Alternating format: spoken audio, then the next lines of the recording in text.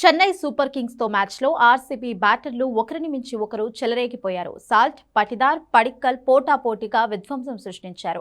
Team David hitting అయితే వేరే level. దీంతో 250 పరుగుల భారీ స్కోర్ చేజింగ్ లో చెన్నై తడబడిన పోరాటి ఓడింది. నిజానికి చిన్నస్వామి స్టేడియం అంటేనే పరుగుల వరద. బౌలర్లకు కాళరాత్రులే అన్నది మరోసారి రుజువైంది. కోహ్లీ నిరాశపరిచిన ఫిల్ సాల్ట్ మెరుపులు మెరిపించాడు. 30 బంతుల్లో 46 పరుగులు చేసి అవుట్ అవ్వగా ఇక్కడ నుంచి పటిదార్, పడిక్కల్ రెచ్చిపోయారు. వీరిద్దరూ చెరొక ఎండ్ నుంచి సిక్సర్లు, బౌండరీలతో విరుచుకుపడ్డారు. వీరిద్దరూ కేవలం 21 బంతుల్లోనే 58 పరుగుల భాగస్వామ్యం నెలకొల్పారు.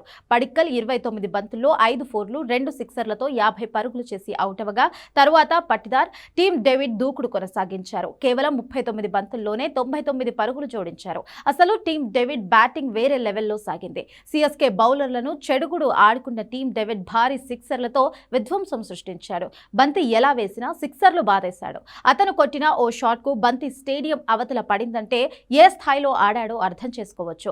టీమ్ డేవిడ్ విధ్వంసంతో రాయల్ ఛాలెంజర్స్ బెంగళూరు 20 ఓవర్స్ లో 3 వికెట్లకు 250 పరుగులు చేసింది. టీమ్ డేవిడ్ కేవలం 25 బంతుల్లోనే 70 పరుగులతో నాట్అవుట్ గా నిలిచాడు. అలాగే పటిదార్ 19 బంతుల్లో 6 సిక్సర్లతో 48 పరుగులు చేశాడు. భారీ లక్ష్య చెదరలో చెన్నై సూపర్ కింగ్స్ ను ఆరంభంలోనే షాక్ కి తగిలింది.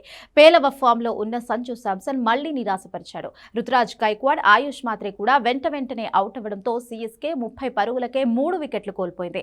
కార్తిక్ శర్మ, శివం దుబే కూడా విఫలమైన సర్ఫరాజ్ ఖాన్ మెరుపుల బ్యాటింగ్ తో మెరిపించాడు. కేవలం 25 బంతుల్లోనే 8 ఫోర్లు, 2 సిక్సర్లతో 50 పరుగులు చేశాడు. దూకుడుగా ఆడే క్రమంలో సర్ఫరాజ్ అవుట్ అయిన తర్వాత ప్రశాంత్ వీర్, ఓవర్టన్ కాసేపు మెరుపులు మెరిపించారు.